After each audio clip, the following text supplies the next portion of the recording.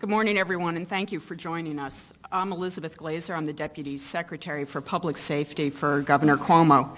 In just a few moments, you're going to hear from a few people. You're going to hear from the District Attorney of Bronx County, Rob Johnson, from Ann, who is the mother of a rape survivor, and finally from our governor, Governor Cuomo.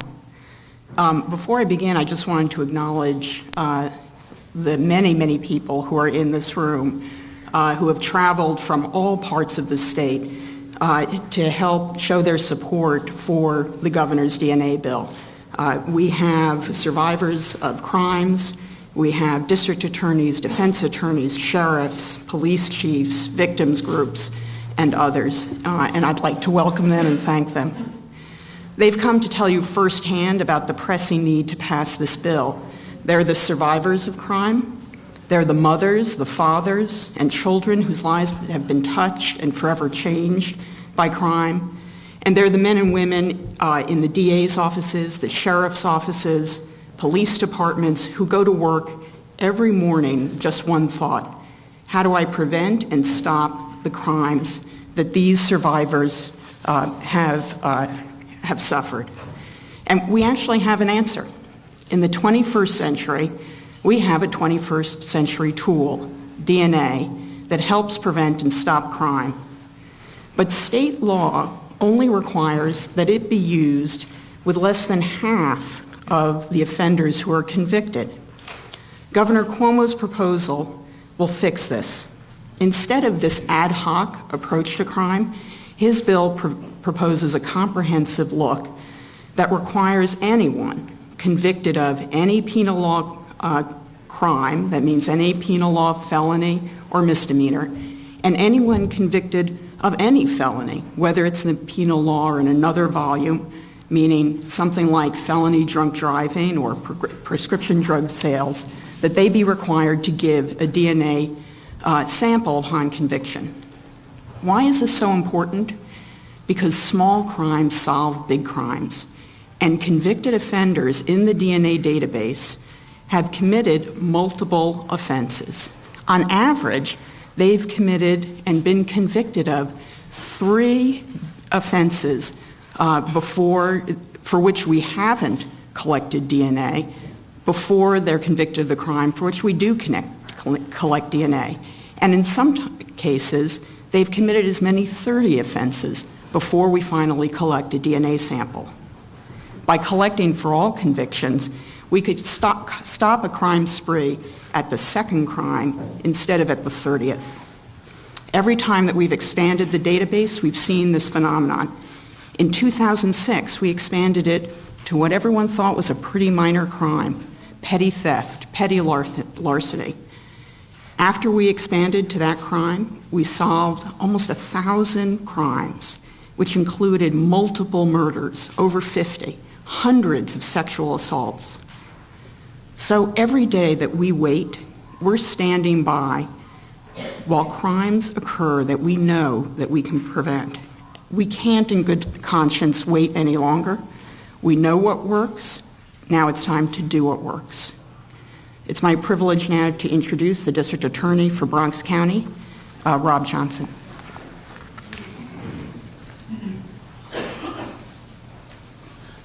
Good morning.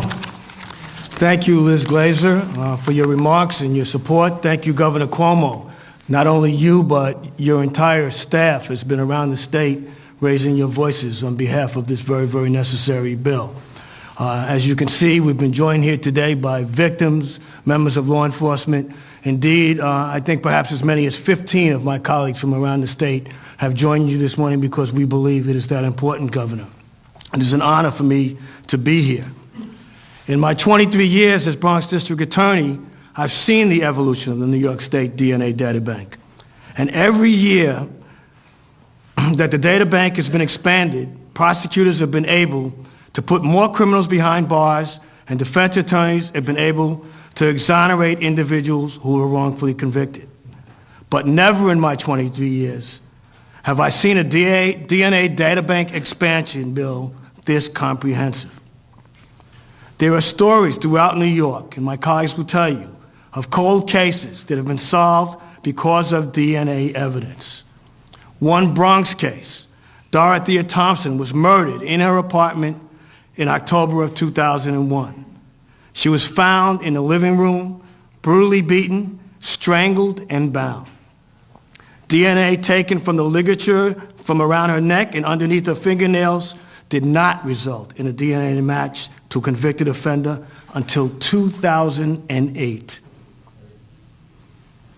Just 2 weeks ago, we stood with Lieutenant Governor Duffy and Dorothea's daughter as her daughter explained how her family was fractured, the agonizing pain that they endured, how the daughter's children, the grandchildren of Dorothea Thompson, did not know for those 7 years whether it was the mailman, whether it was a neighbor, whether it was a friend who took their grandmother's life.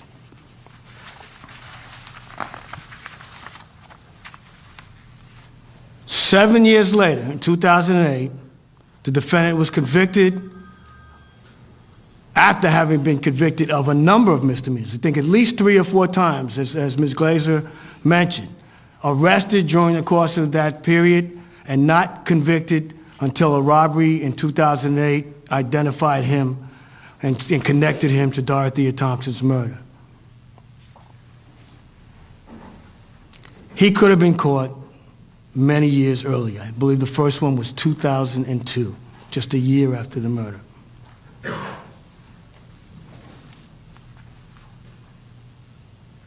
This is not a one-sided piece of legislation. It is not just for law enforcement. This is for defendants, it's for victims, it is for all the people of New York State. It will help prevent crimes and exonerate the innocent, and we really have to put an emphasis on that. We should not fear that sensitive or personal biological information could be released because information of that nature will not be stored in the DNA Databank. We should not fear intrusion because it's merely the placing of a swab inside the cheek. We should not fear that people will have to struggle to get sealing because it was taken at arrest, because the bill only proposes that it be taken at conviction. The real fear here should be that we are allowing people to remain on the streets who commit other crimes. The real fear here should be that we are allowing people to stay in jail who could be exonerated if the true perpetrator of the crime could be identified. This data bank expansion is an effective tool that we should not turn our backs on. Governor, you are doing the right thing by advocating for this bill. I encourage the state legislature to pass it.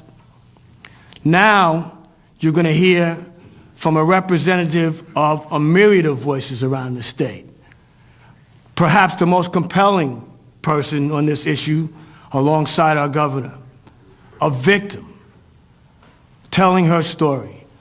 And for that purpose, I ask Ann from Queens to come forward.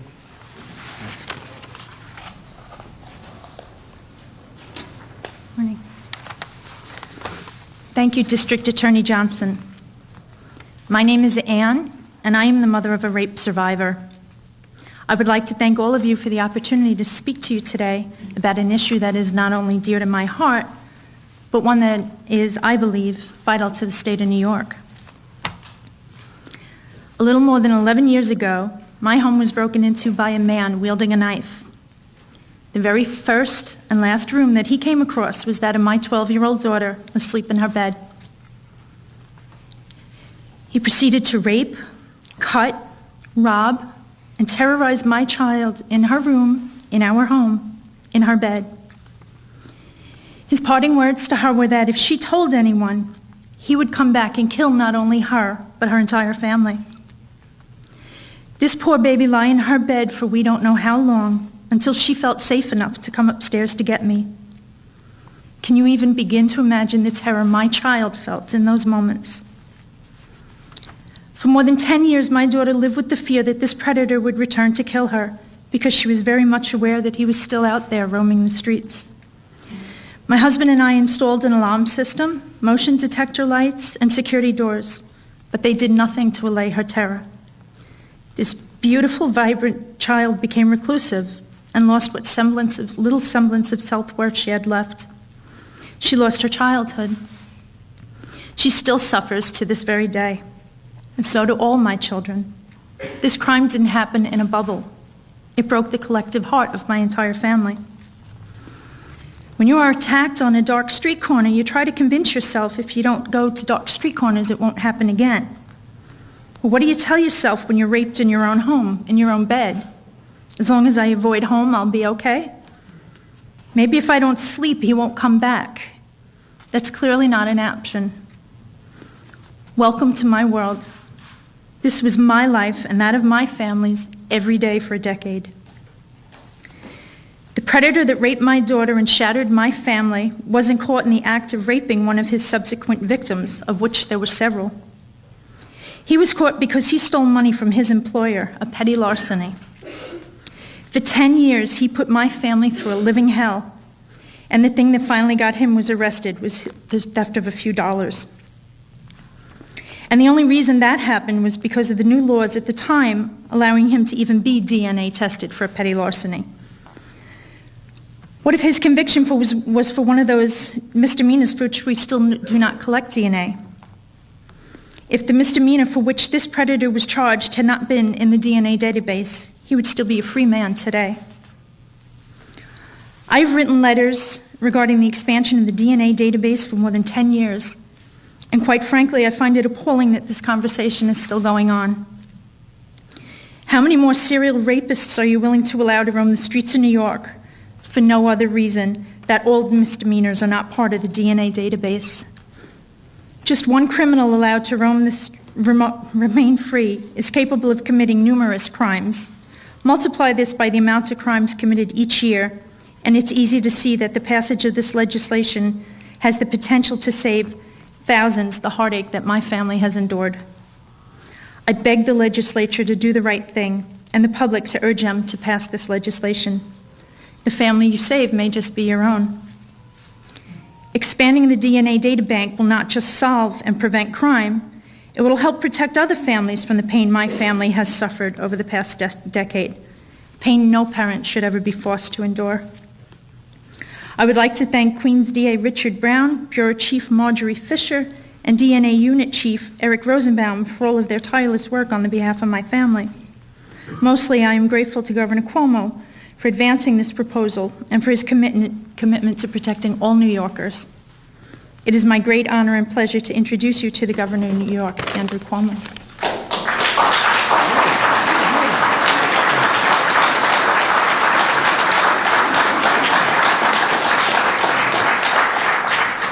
Thank you very much. Let me begin by thanking Liz Glazer, who's the Deputy Secretary for Public Safety, who's been doing an extraordinary job all across the board, but especially on this matter.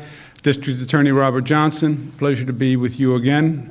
District Attorney and I have worked together for many years on many different matters, and it's an honor to be with him here today. Anne, thank you very much for coming. Thank you very much for sharing your story. We know how difficult it is to have to relive the memories and the horrors. We know the courage that it takes for you to come here to do this, and we know the selflessness that you're showing in being here and sharing your story so that you may help others. And we truly, truly appreciate it. Let's give Anne a round of applause.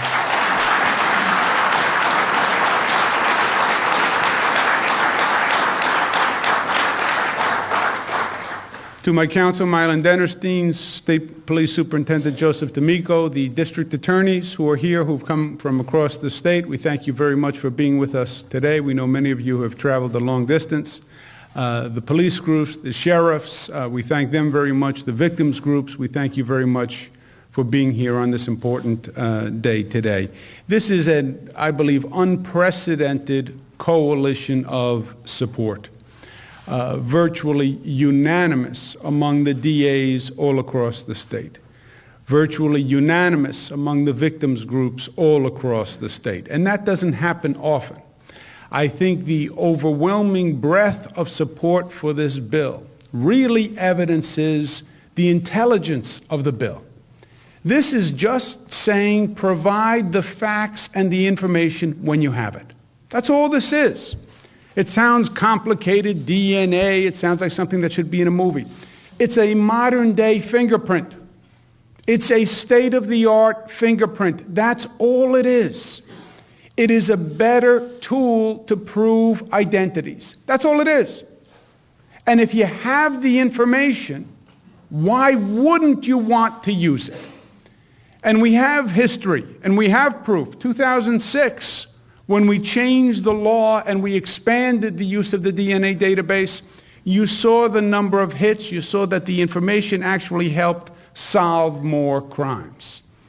Well, why wouldn't you want to solve more crimes?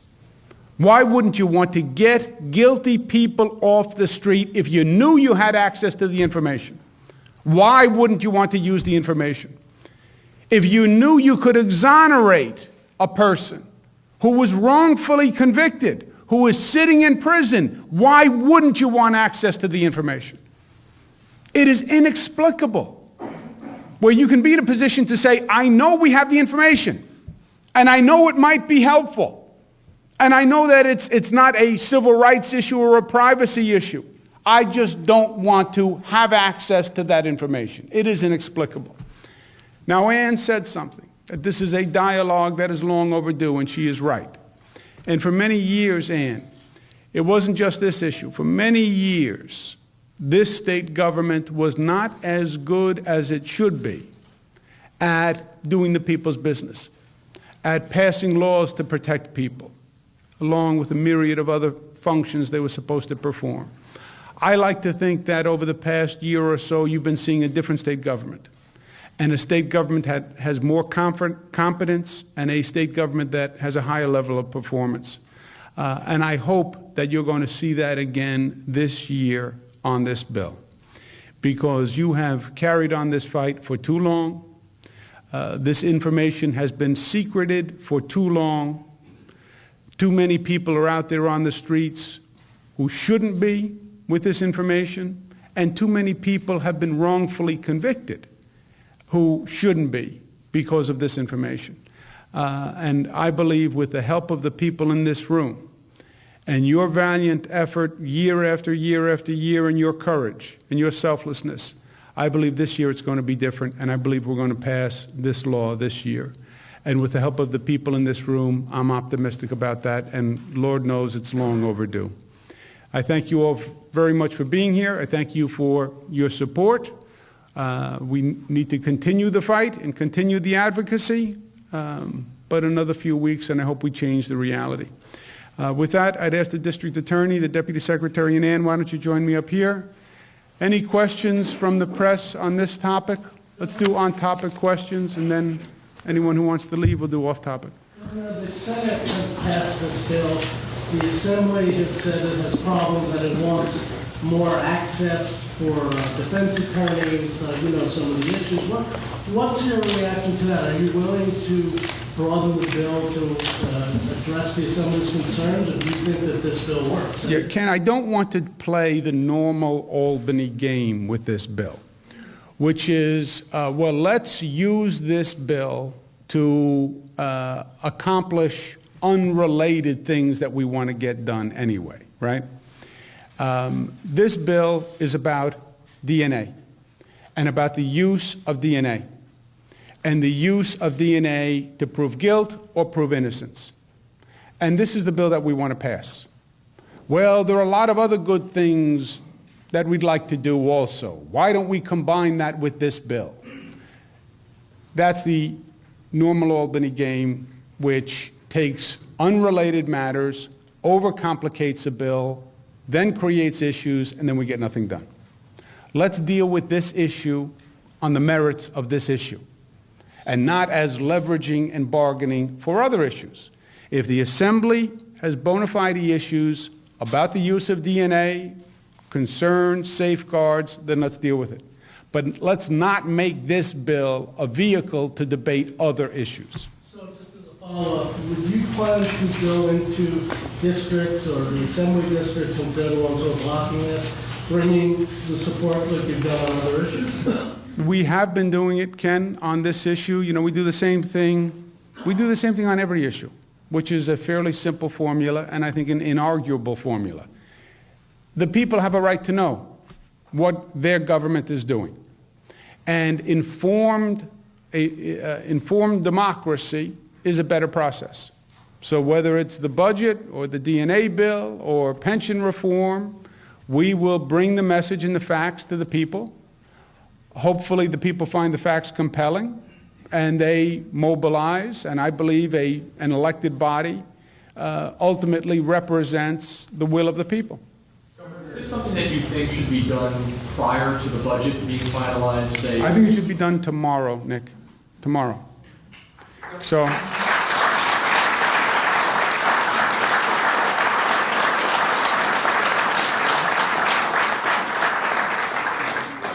What would be the downside to allowing defense attorneys more access to the database? You know, what I'm saying, Roy, is there are a lot of good things that we can do. Oh, by the way, if their issue is DNA related, then I think it's appropriate for this bill. There's a conversation about other items, criminal justice items that should be included in this bill. That, I think, would be a mistake. I mean, there may be a legitimate discussion for how we conduct investigations, how we do confessions, how we do lineups. There are a lot of issues that we can discuss. This is about DNA. Governor, California has an all-crimes DNA with samples taken at chemical rest and expungement later. Why not do that 15 months later? Yeah, I understand that. I prefer this bill, which safeguards, frankly, the rights of the individual by having the sample taken post-conviction. I think that's a safer system. One of the criticisms of the system is that it's a police system and that everyone, like a credit score, can have access to see where their 15 numbers are located just in case they pop up someplace else.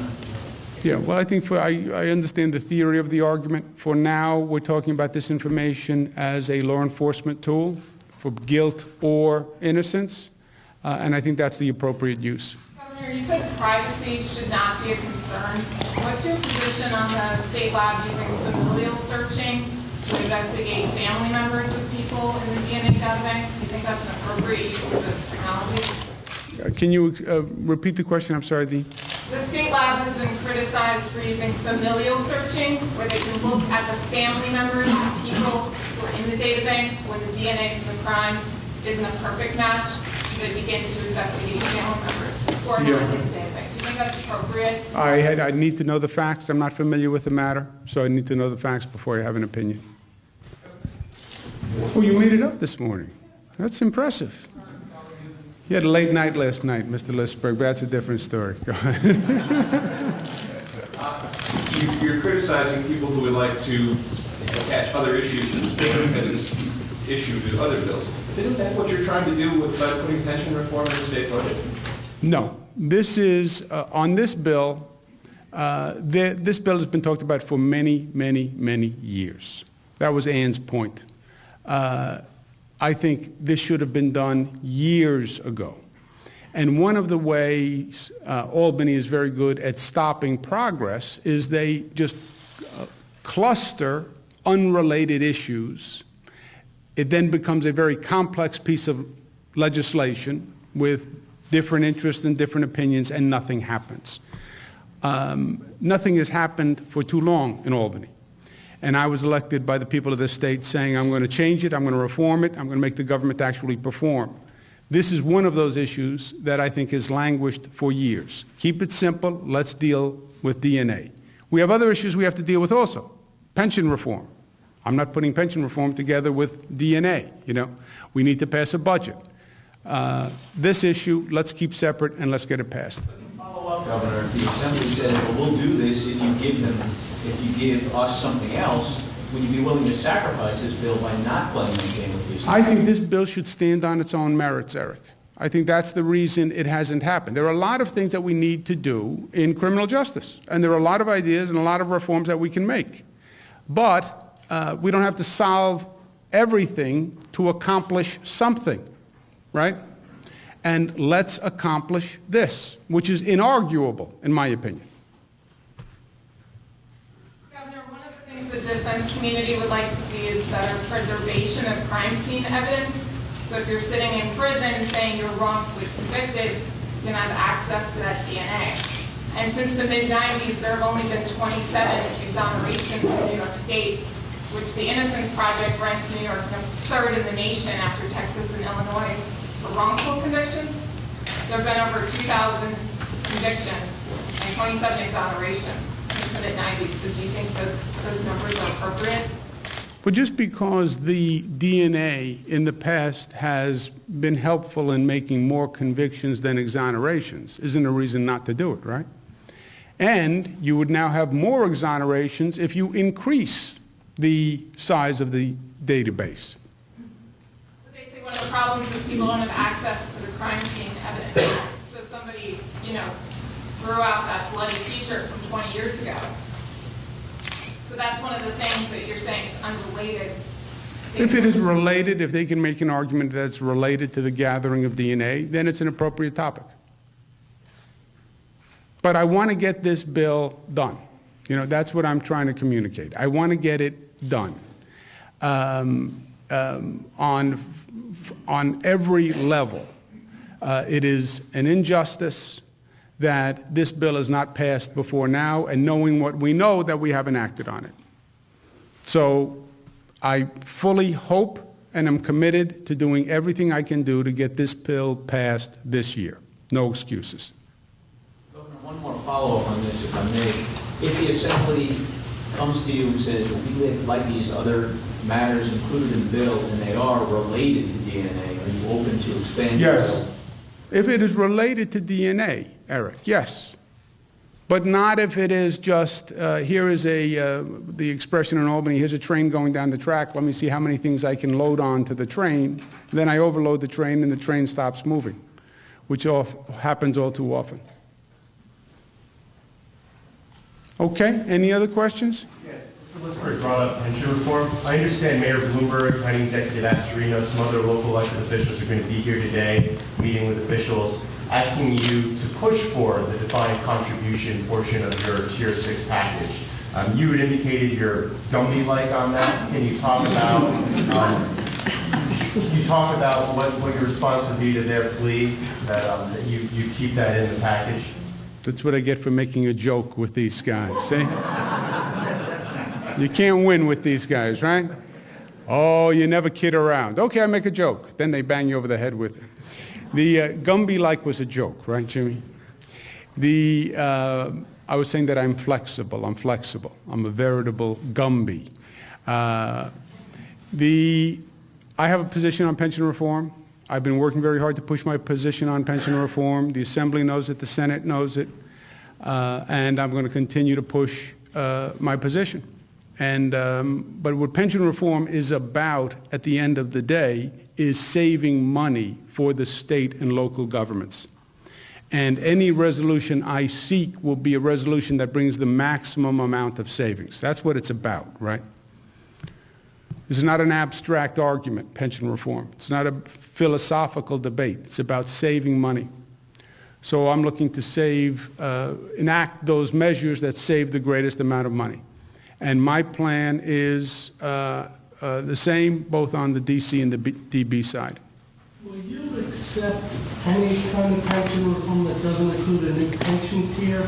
Because the speaker has talked about addressing so-called pension abuses that might be outside a new tier, like overtime or It's not enough money, Ken. It's not enough money. Problem with pensions is the cost of public pensions is increasing exponentially. In the year 2002, the cost of pensions in this state was about $1 billion. This year, it's about $12 billion. In 3 years, it's going up to $16 billion. It's an arrow that goes just like this. It's driving up the cost of taxes all across the state. So your property taxes are going up, your local taxes are going up, your state taxes are going up.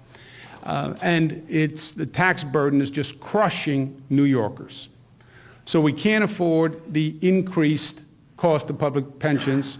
My proposition is to change the benefit package going forward.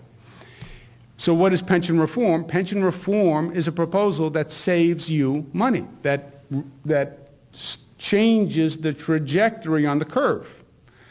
Stopping pension abuses is important. I investigated them as Attorney General. Some DAs have done pension abuse cases. But it doesn't get you enough money, Ken. You have to do that because it's wrong, first of all, to exploit the pension system, close the loopholes. That was never the intention, and it's expensive, but it's not enough in and of itself to bring you the type of savings that you need. So you want a tier, you want a tier 6? Or you? Yes. In your parlance, yes. Closing just the abuses is not enough. It does not save you enough money. Governor, when you say that, once the economy gets better, you would be willing to institute maybe more generous I never said that. savings. I never said that.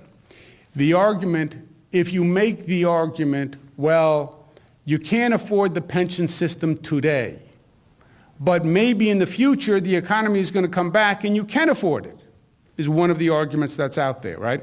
We don't have to change the pension system today because it's unaffordable today, but who knows, in 5 years, 10 years, maybe the economy comes roaring back and we have a lot of money and we can afford a lucrative pension system.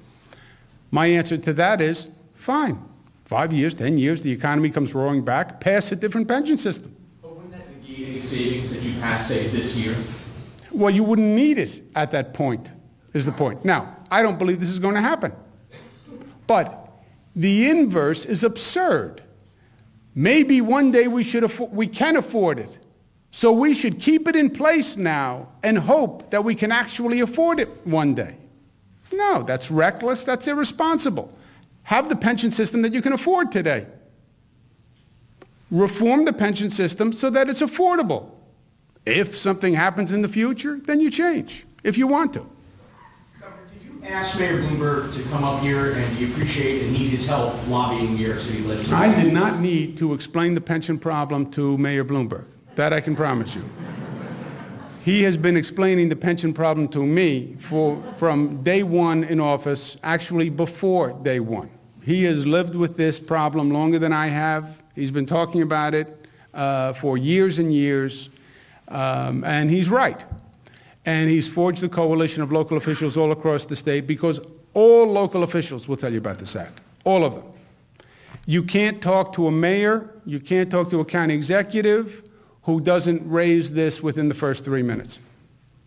Governor, do you think that New York erred 10 or 12 years ago by sweetening pensions at a time the market was doing well, and by not asking for local contributions and instead just relying on the rising market at the time?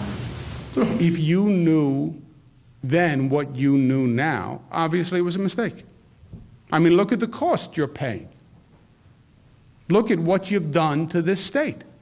Look at what you've done to taxpayers. Look at how much of our tax dollars are going to a pension system. Obviously, in retrospect, you would have never done this. It's crushing the state, crushing the state. So yeah, it was a mistake. Governor, do you have any reaction? Unless you intentionally wanted to hurt people, otherwise it was a mistake. Do you have any reaction to the comptroller's Wall Street bonuses report tonight showing that they're down 14%? I haven't reviewed his report today. But look, I feel comfortable with the calculations that we've made and the projections that we've made. And we've projected that the economy is basically flat at the end of the day. And we've had small upticks and small downticks, but it's been just about flat. And we're on course with our projections. The Senate and the Assembly today are going to... Come stand by me, and I'm going to refer you some of the questions. The Senate and the Assembly today are going to both give the federal judge their own versions of congressional lines because they couldn't come up to an agreement. Are you at the point where you do not see a way that you're going to be able to get a deal that includes future reforms, all the stuff we talked about? Am I at the point that I do not see that I am at the point? So you have to be very careful in how you answer these questions because they're all a little tricky. Go ahead, say that. You're going to get a deal at this point that would include future reforms and an agreement on this year's lines? I don't know. I don't know. I mean, you know what I know. Apparently, there's not an agreement on the congressional lines, which means a judge will determine the congressional lines unless they come to some last-minute agreement. And then the question is, When do they agree on state lines? If they agree on state lines, what do those lines look like? Where are they on reforming the system? So I have no idea. Governor, are you concerned with, because of the political discussion that's going on for redistricting, where the legislature is saying we could agree to the long-term constitutional change that you want, but it's part of this dealing for the current redistricting, that the legislature will end up getting much of what they want in the current redistricting, which will go on for 10 years, in order for them to support a constitutional amendment? Look, Mike, this whole situation, let's start with the given. The given is the Constitution of the State of New York says the legislature draws the lines. Well, we don't like that. We want to change that. We don't think they should be able to do that. I know. But the Constitution of the state says it is their power. Well, we want to ignore the Constitution. It's not convenient in this case. You don't get to do that. Now, if you accept that as a given, and you really accept that, which we haven't fully, all of us, then what do you do about that? Because they've now drawn or are preparing to draw lines. And I've said, A, the lines for this season have to be better than the lines they put out, which were hyper-political and were highly gerrymandered and political. And I believe this injustice should end here. And that would be changing the Constitution by a constitutional amendment and having a statute that backs up the constitutional amendment change. Because the Constitution takes 2 years, 2 votes of the legislature, and then a public referendum to change. Passing a statute would be effective immediately, just in case somebody changed their mind down the road, you'd have a little protection of the statute. That's what I would like to see. I've also said I will veto the maps if they send them to me, the lines that have currently been drawn. And that's where we are. And then it is up to them. One more complication. Most of this is going to be decided by a court anyway, because you have court cases that are currently ongoing on the 63rd seat. There will be numerous voting rights complaints, civil rights complaints, and a court is going to determine all those cases anyway, because the Constitution says they have the right to draw the lines. But the lines they draw have to be legal. And the court will determine if they are legal. 63rd seat, Voting Rights Act, etc. So I believe the court is really going to determine whether or not the lines that they draw are legal. I am saying to them they shouldn't be hyper-political like the lines you have drawn. Even if they are legal, they shouldn't be hyper-political. And we should change this once and for all. This happens every 10 years. This discussion, literally in this room, George Pataki had it. My father had the verbatim conversation.